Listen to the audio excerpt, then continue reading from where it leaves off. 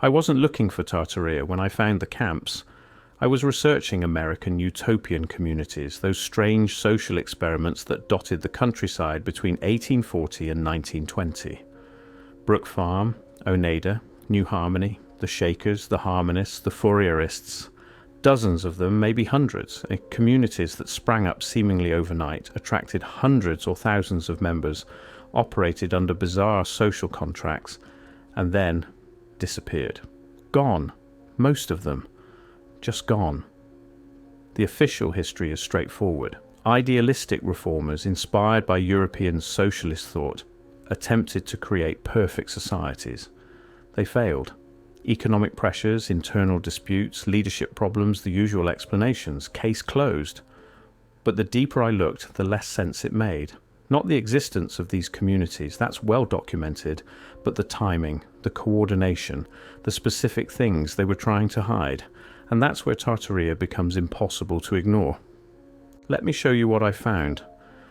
Between 1840 and 1900, over 130 documented utopian communities were established in North America. But here's what struck me first: the clustering. They didn't appear randomly across time, they appeared in waves, concentrated bursts.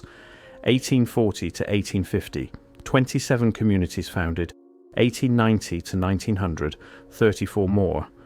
And the locations, not random, not scattered.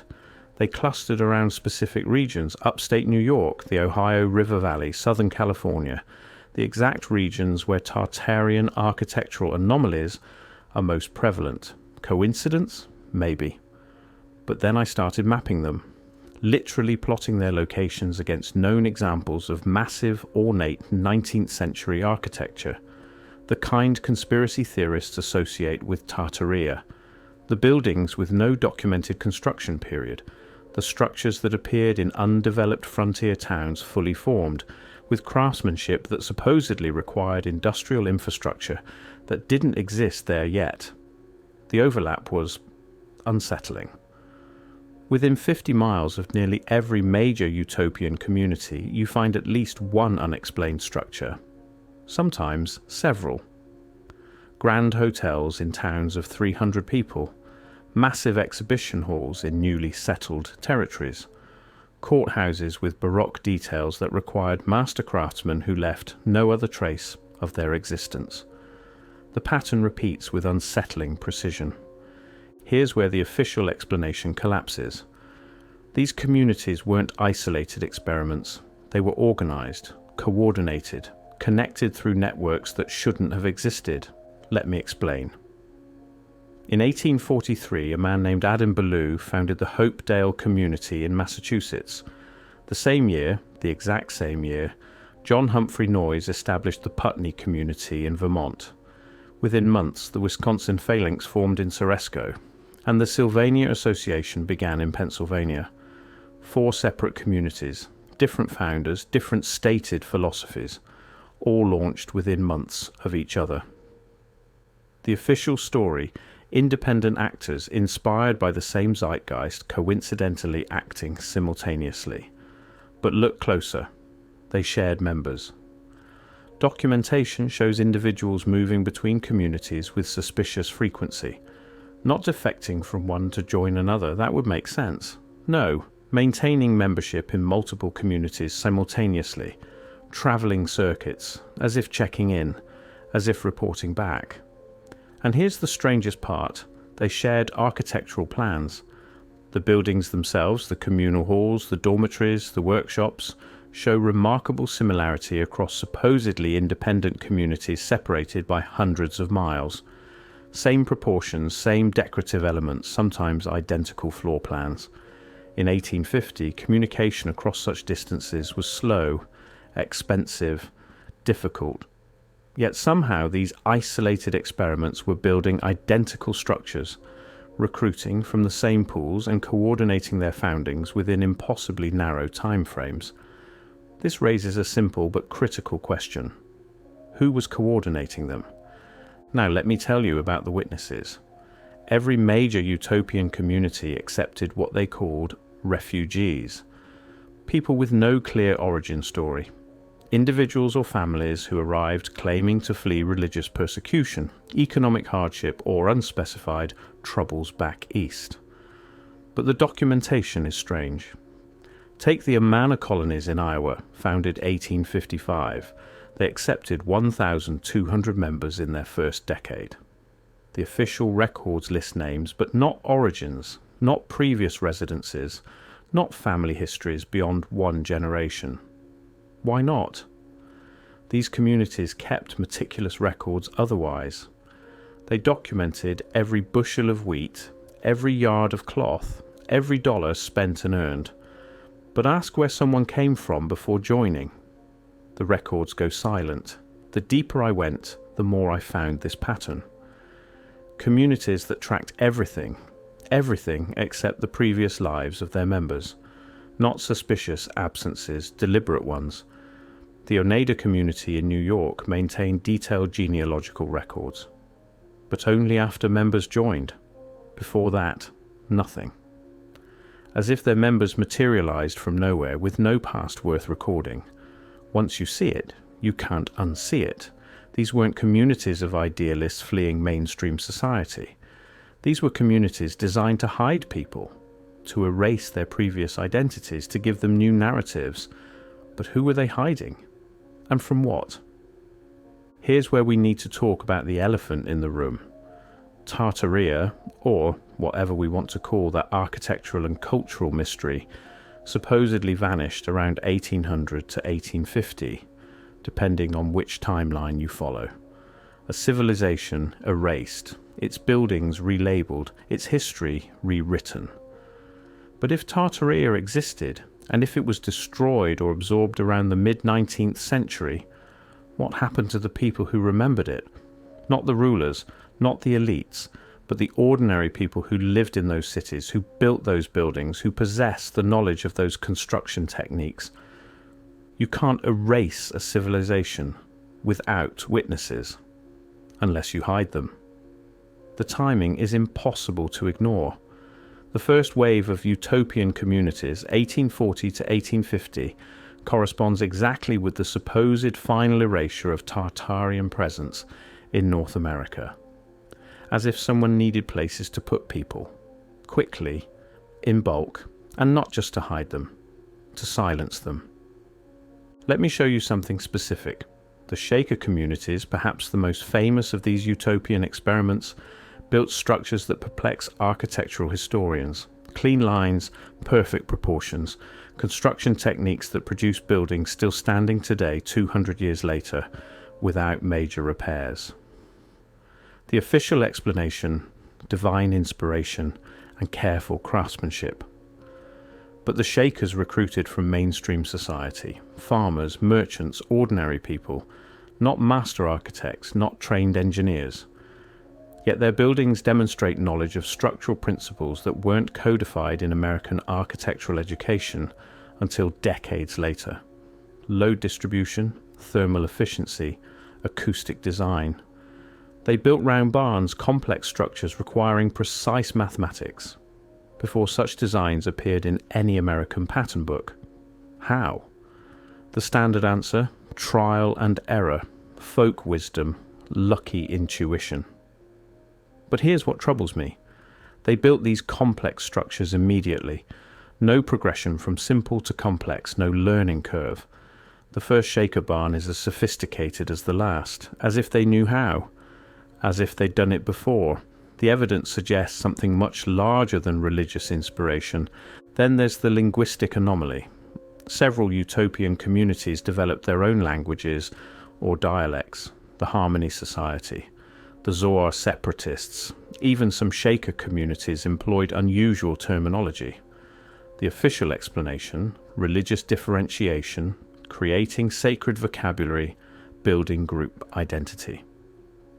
But I found records, rare ones fragmentary, of investigators and journalists visiting these communities in the 1860s and 1870s. Their accounts mention hearing elderly members speaking among themselves in languages they couldn't identify. Not German, not any Native American tongue, not any known European language. One 1872 account from a journalist visiting the Amana colonies describes hearing two elderly women conversing in a flowing melodic tongue unlike any I have encountered in my travels, which span 4 continents. When asked, they claimed it was Old German, but the journalist had German, spoke it fluently, and noted it bore no resemblance. The conversation ended. The women went silent. The journalist was politely asked to leave. The pattern repeats. Strange languages quickly silenced when outsiders approach. Elderly members, the last speakers, dying without teaching anyone. Knowledge evaporating, not lost, deliberately untransmitted. And here's where it gets truly strange. These communities didn't gradually decline. They ended abruptly. Between 1890 and 1920, over 90% of utopian communities dissolved. Not slowly, not through decades of dwindling membership. They closed down within years, sometimes months. The official explanations vary: economic pressures, leadership deaths, loss of commitment to communal ideals. But look at the details. The Harmony Society, thriving economically, wealthy beyond measure, with successful industries and thousands of acres, dissolved in 1905. Just ended, divided their assets, and disbanded. Why? The Zor separatists, established 1817, survived through the Civil War, through economic depressions, through leadership transitions. Then in 1898 they voted to dissolve. 80 years of communal life ended by vote. No crisis precipitated it, no disaster, just a decision. And the strangest part? The silence that followed. You can find abundant documentation about these communities' founding, their operations, their daily lives, but their endings, minimal records, few interviews with former members, almost no first-hand accounts of why they disbanded. The participants went silent. They returned to mainstream society and never spoke of it again. Let me give you specifics about what vanished. The Oneida community manufactured animal traps and silverware, using metallurgical techniques that puzzled competitors. Their steel held an edge longer, their silver resist tarnish better, their manufacturing processes produced less waste. When the community dissolved in 1880, they transitioned to a joint stock company. The products continued, but the techniques simplified, the quality declined, the mysterious efficiency disappeared, as if the people who knew the superior methods left, or stopped sharing. The same pattern appears in the shaker furniture tradition. Early shaker pieces, made when the original generation was still alive, demonstrate joinery techniques that modern craftspeople struggle to replicate. Joints that require no glue, no nails, yet remain solid for 2 centuries. Later pieces, made after the original craftspeople died, still well made, but simpler. The advanced knowledge gone. The Amana woolen mills produced cloth that exceeded anything else manufactured in America in the 1860s to 1880s. Thread counts that shouldn't have been possible with their equipment. Dyes that didn't fade. Waterproofing without chemical treatment. When Amana transitioned to a corporate model in 1932, the textile quality immediately declined. The old workers retired or died. The knowledge vanished, not gradually lost, suddenly absent. Now let me show you the impossible part. In 1890 to 1905, during that wave of sudden dissolution, something strange happened. Multiple communities separated by hundreds or thousands of miles, with no documented communication between them, ended within months of each other. 1898, Zoar separatists dissolve. 1899, the altruist community disbands. 1900, the Ruskin Cooperative closes. 1902, Helicon Home Colony ends. 1905, the Harmony Society dissolves. 5 communities, 5 different states, all ending within 7 years. Why? The official answer: coincidence, the general decline of communitarian enthusiasm, economic modernization making such communities obsolete. But here's what troubles me. They weren't struggling. The Harmony Society was wealthy. Zoar was stable. These weren't failing experiments limping to an end. They were thriving operations that abruptly shut down, as if they'd fulfilled their purpose, as if they'd completed their mission, as if the witnesses they'd been hiding had finally died. And what remains? In former utopian community sites across America, you find the strangest architectural survivors.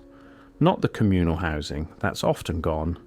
Not the workshops or farms, but the ceremonial buildings, the meeting halls, the religious structures. Buildings that demonstrate construction knowledge exceeding what the communities should have possessed.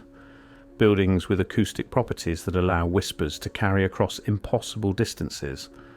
With thermal regulation that defies the available technology. With symbolic decorations that match no known tradition.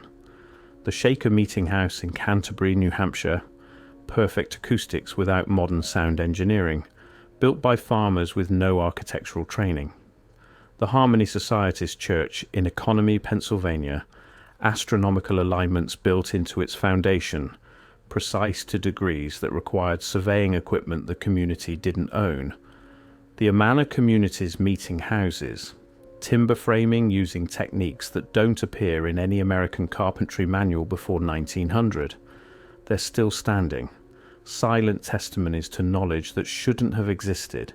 The deeper I looked, the more I found these anomalies, these impossibilities. Let me tell you about the elderly. Every account of these communities from the late 19th century mentions the reverence shown to the oldest members. Not unusual, many cultures honor elders, but the specificity is striking. In the Amana colonies, the oldest members were called witnesses, literally. Not metaphorically, not as a religious title, but as their official designation in community records. Witnesses to what? The Shakers accorded their eldest members, particularly those over 70, special privileges, private rooms, exemption from work, dedicated caretakers, as if preserving them was essential. And here's what's haunting. In multiple communities, rules explicitly prohibited recording the life stories of the oldest members, the exact opposite of what you'd expect. You'd think they'd want to preserve the memories of their founders. But no, silence was mandated. The Harmony Society maintained a rule. No member's history before joining could be discussed. Violation meant expulsion. Why? What were they protecting? Or what were they preventing from being remembered? By 1920, it was over. The communities were gone, the witnesses were dead, the buildings remained, but the knowledge didn't. And America forgot. Deliberately. I can't prove that, but the speed and thoroughness of the forgetting is remarkable. These communities had involved thousands of people, members, visitors, trading partners, neighbors. Yet within one generation they became historical footnotes, curiosities, quaint failed experiments, the architectural anomalies attributed to folk wisdom, the linguistic mysteries, never investigated, the coordination, never questioned, the sudden endings, never explained. The official history just moved on. And here's what keeps me awake. It worked. Ask anyone about 19th century American history, and they'll mention westward expansion, industrialization, the Civil War. Ask about utopian communities and you get blank stares. Maybe someone remembers the Shakers made furniture, but the scale, the coordination, the architectural mysteries, the strange languages, the impossible techniques, gone, erased, not from the records, those still exist, buried in archives, but from collective memory. As if someone wanted these questions unasked. So let me ask the question directly. Were these communities hiding Tartaria's last witnesses? Were they refuge camps for people who remembered a different history? Who possessed knowledge that had to be suppressed? Who spoke languages that needed to die? The official explanation, idealistic social experiments, doesn't account for the patterns. It doesn't explain the coordination, the architectural impossibilities, the deliberate silence about origins, the sudden endings. But if these communities were designed to isolate and gradually eliminate the last people who remembered Tartaria, who could build like Tartaria, who spoke Tartaria's languages, who knew Tartaria's techniques, then everything makes sense. The timing, right after Tartaria's supposed erasure. The locations clustered around Tartarian architectural sites, the secrecy about origins hiding people's true identities. The architectural knowledge, remnant skills from a lost civilization, the languages, Tartarian tongues dying with their last speakers, the sudden endings, missions completed, witnesses gone, and the alternative? That doesn't make sense either. Maybe these communities were trying to rebuild Tartaria, not hide it, but resurrect it. Secret societies attempting to preserve and transmit forbidden knowledge, using the cover of religious communes to practice ancient techniques, to teach lost skills, to keep the flame alive. But they failed, or were stopped, or chose to dissolve rather than be discovered. Either way, hiding witnesses or attempting restoration, the evidence suggests these communities knew something we've forgotten, something we were made to forget. And that's what haunts me most, not what the evidence shows, but what it doesn't. The absence of transition narratives, the missing documentation of endings, the collective silence of thousands of former members. When these communities dissolved, their members returned to ordinary American life. Farmers, merchants, workers, they didn't write memoirs, didn't give interviews, didn't preserve their unique experiences. Thousands of people who'd lived radical alternative lifestyles for decades just went silent. The silence was deafening. And it was universal. Across communities, across decades, across geographic regions, nobody talked. That's not human nature. People tell stories, especially about transformative experiences. Yet these thousands of individuals all independently chose silence, or were compelled to it. So what knowledge died with them? The construction techniques that produce buildings still standing strong after 2 centuries, the metallurgical processes that made superior steel, the textile methods that created fade-proof dyes, the acoustic engineering built by farmers, the languages spoken by grandmothers, all of it, gone. Not lost gradually, not fading over generations, terminated, cut off. And we're told this was natural, inevitable, the normal progression of history. But the evidence suggests something much larger. I started looking for utopian communities and found witness camps. I started researching social experiments and found an orchestrated silence. I started tracing architectural anomalies and found deliberate amnesia. The official history says idealists tried to build perfect societies and failed. But the evidence asks, what if they were never about building the future? What if they were about burying the past? What if those communities weren't utopian experiments at all, but witness protection programs, holding facilities for people who knew too much, or ark ships for a dying civilization, making one last attempt to preserve what was being erased? Were they hiding Tartaria's last witnesses, or trying to resurrect Tartaria itself? I don't have the answer. The documentation that would prove it is missing, suspiciously, conveniently missing. The people who knew are dead. The communities are dissolved, but the buildings remain. Those impossible buildings scattered across America, whispering secrets in their perfect proportions and mysterious techniques. And once you see the pattern, the timing, the coordination, the silence, you can't unsee it. Maybe we're living in the world that those communities were trying to prevent, or the world they gave up trying to rebuild. Either way, something vast was lost, and somebody wanted it that way. The question isn't whether these communities were connected to Tartaria. The question is, what did they know that required such elaborate erasure? And who benefits from us not asking?